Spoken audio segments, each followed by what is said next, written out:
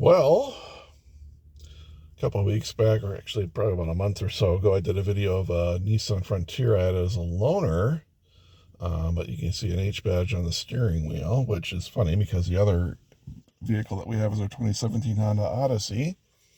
And decided that, we could use a pickup. We could use something with a four-wheel or a wheel drive. And got a deal on a 2023 Ridgeline. So kind of in keeping with our Honda theme here.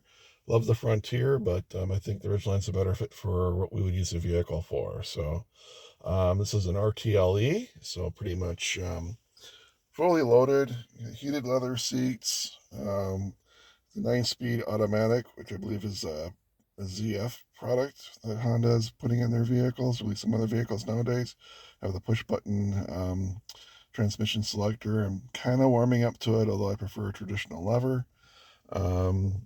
Very familiar instrumentation and buttonology since we're coming from the Odyssey. I do believe that there are some bits and pieces that are shared between like the Pilot, the Passport, the Odyssey, and the Ridgeline. So anyway, we have our push button ignition. I'll go ahead and fire this thing up.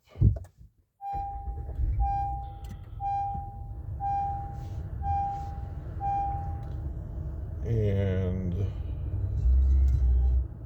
I'll shut the radio off to avoid any copyright violations. Truck actually has we bought it with 4,300 miles on it, so we just put 1,000 miles on it in the past couple of weeks. We took a trip up the North Shore to the Canadian border along Highway 61 with stops in Grand Marais. This is, let's see what we got going on here. So we're averaging about 23 miles to the gallon, just kind of commuting around town and stuff, but I've seen as high as like 27 MPG just on steady state cruising. So, and we have the active cruise control, lane keep assist. The Econ button here, which I don't know if it does anything other than it seems to blunt the acceleration or power a little bit.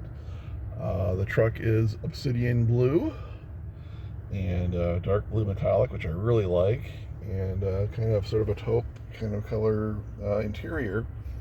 And so far so good. We really do like it. I'll probably do some more videos on sort of how I fit in here. The one thing I do like is it's very easy to get in and out of this vehicle compared to say like our 2015 Volt, which requires a bit of egress maneuvers on my part because I'm almost 6'4".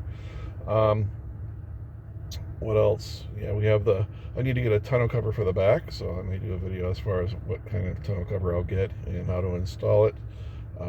Essentially, this is going to be kind of like I'm going to treat it like a large sedan with a gigantic truck and four-wheel drive, so I'm really liking it. Actually, I'm almost looking forward to driving in the winter with it, so I've heard the good things about these in the snow. They're pretty efficient for the size, and they seem to be well liked by their owners.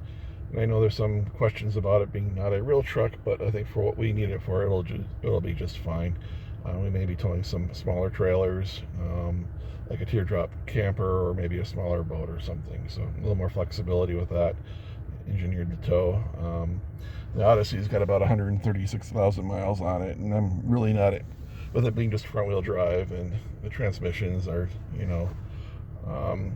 want to preserve that a little bit, and we can roll the miles on this truck right here, since 5,000 miles on a almost 3-year-old vehicle is pretty dang low. So again, looking forward to doing some driving on it. I'll get some more videos on it, and I'll do a walk around tour of the outside, but I thought just to kind of get something uploaded, I'd show you a video of our latest purchase. We did trade in our Nissan Maxima for it. The car was 11 years old, and it just seemed like it was time to get something a little bit different. Our living situation is a little bit more rural, so it was nice to have a vehicle with higher ground clearance and the all-wheel drive, and we do like our Honda. So anyway, that's all I have. Have a great afternoon.